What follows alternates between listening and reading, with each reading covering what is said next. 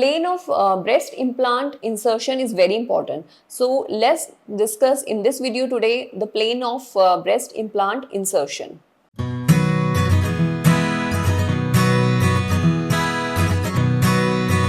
Hi, I'm Dr. Akanksha Sharma, board certified plastic surgeon and practicing in Jaipur. So आज हम discuss करेंगे implant insertion का plane. Breast implant insertion का plane के बारे में बहुत सारे वीडियोस जो हैं आपने देखे होंगे, बट क्या इसमें एक राइट प्लेन है ब्रेस्ट इम्प्लांट इंसर्शन का, और क्या ये प्लेन आपके लिए बेनिफिशियल है या नहीं, आइए हम जानते हैं इस वीडियो में।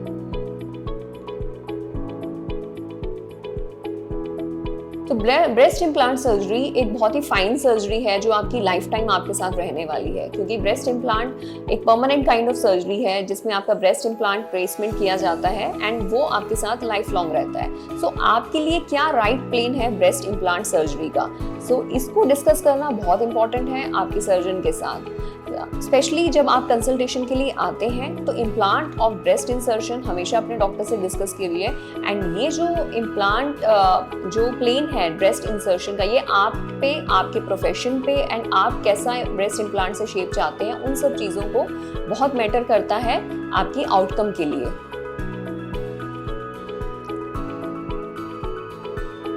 इम्प्लांट इंसर्शन के बेसिकली 3 टाइप से प्लेन रहते हैं। एक होता है हमारा जो कम्प्लीटली जो सबमस्कुलर प्लेन ऑफ इंसर्शन है, second is dual plane insertion and third is subfascial plane of insertion.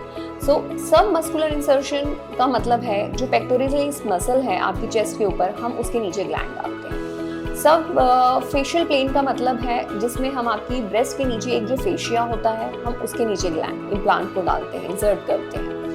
Third plane है जो ड्यूअल प्लेन रहता है। ड्यूअल प्लेन इंसर्शन का मीनिंग होता है कि उसमें implant, upper part of implant आपका जो है मसल के नीचे होता है और जो लोअर पार्ट ऑफ इम्प्लांट रहता है वो मसल के ऊपर, यानी कि ब्रेस्ट के और ग्लैंड के नीचे रहता है। सो क्या इन सब में डिफरेंस है और क्या इनके फायदे और नुकसान है बेसिकली। सो जो बेसिकली सबफेशियल प्लेन ऑफ इम्प्लांट है उसमें हम आपके मसल को टच नहीं करते हैं, ब्रेस्ट को भी टच नहीं करते हैं। ब्रेस्ट के जस्ट नीचे एक फेशिया होता है जिसके थ्रू हम जाते हैं, उस फेशिया को रेज करते हुए जाते हैं। फेशिया और मसल के बीच में एक स्पेस बनाया जाता है और इम्प्लांट को उसमें इंसर्ट कर दिया जाता है। सो इसमें आपकी ब्रेस्ट को कोई इफेक्ट नहीं होता, आपके मसल को कोई इफेक्ट नहीं होता। आपकी जो फिजिकल एक्टिविटी है बाद में मसल से रिलेटेड, अगर आप जिम ज्वाइन करते हैं तो muscle is down beneath the implant, that is not affected at all.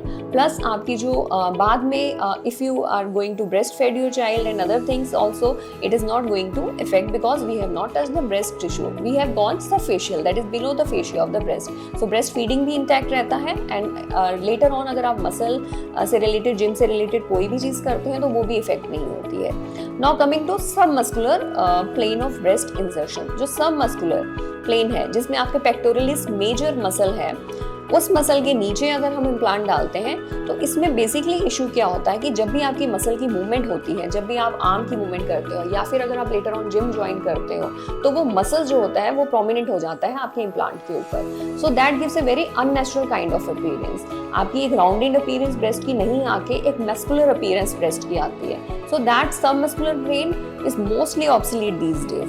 Now coming to the dual plane insertion of the breast implant. Now dual plane क्या plane है? Basically dual plane में आपका जो breast का gland होता है उसमें आपका जो implant हम insert करते हैं, upper part of breast implant के ऊपर मसल रहता है और लोअर पार्ट के ऊपर ब्रेस्ट का टिश्यू रहता है। ड्यूअल प्लेन इंसर्शन भी बहुत ज़्यादा फेमस नहीं है क्योंकि ड्यूअल प्लेन इंसर्शन में भी आपका जो मसल जो होता है अपर पार्ट में जब वो रहता है तो that gives a covering over the implant. But covering जो है, अगेन आप अगर जिम ज्वाइन करते हैं या फिर अगर कोई भी मस्कुलर एक्टिविटी करते हैं तो वो जो अपर पार्ट ऑफ इम्प्लांट है वो उसमें से प्रोजेक्ट होता हुआ दिखता है, तो that give an unnatural kind of appearance. But yes, अगर आपकी स्किन बहुत थिन है, जो मोस्टली हमारे इंडियन स्किन में नहीं होती है, तो हमें रिक्वायर्ड नहीं रहती है। अगर स्किन बहुत थिन है then also we release some part of the muscle of the pectoralis major and वो मसल को रिलीज करके हम थोड़ा सा जो इम्प्लांट मीडियल साइड में जहाँ पैल्पेट होता है हम उसको कवर कर देते हैं। लेकिन एज कम्प्लीटली मसल के अंडर इंसर्ट करना is never a good thing for implant. Plus इसकी जो कॉम्प्लिकेशन या हमारे रेट जो देखे गए हैं, जो सब मस्कुलर प्लेन ऑफ इंसर्शन है या जिसमें हम मसल के नीचे इम्प्लांट को डालते हैं, उसमें कॉन्ट्रैक्चर रेट ऑफ इम्प्लांट एक कॉम्प्लिकेशन है जो देखी गई है, जिसको हम हमेशा अवॉइड करना चाहते हैं। इम्प्लांट कॉन्ट्रैक्चर एक ऐसी कॉम्प्लिकेशन है जो over the period of time implant को टाइट कर देती है, उसके राउंड जो कैप्सूल बनता है उसको कॉन्ट्रैक्ट करती है। तो जो मस्कुलर प्लेन वाले इम्प्लांट्स होते हैं, मस्कुलर प्लेन्स में वो क्योंकि because of muscle movement, implant is always under the movement of the muscle, so जो मसल का मूवमेंट रहता है वो इम्प्लांट को जो उसके अराउंड जो फाइब्रस सेल बनता है उसको कॉन्ट्रैक्ट कर देता है। बट एज कम्पेयर जो ब्रेस्ट टिश्यू के जस्ट नीचे इम्प्लांट डाले जाते हैं उसमें कोई भी मूवमेंट ऐसा नहीं होता है जो कि इम्प्लांट को लेटर ऑन प्रॉब्लम करता है। So it is very important to discuss the plane of insertion of your implant, of course the size of your implant with your doctor. So once you consider for the breast implant surgery, come for consultation and discuss all those things.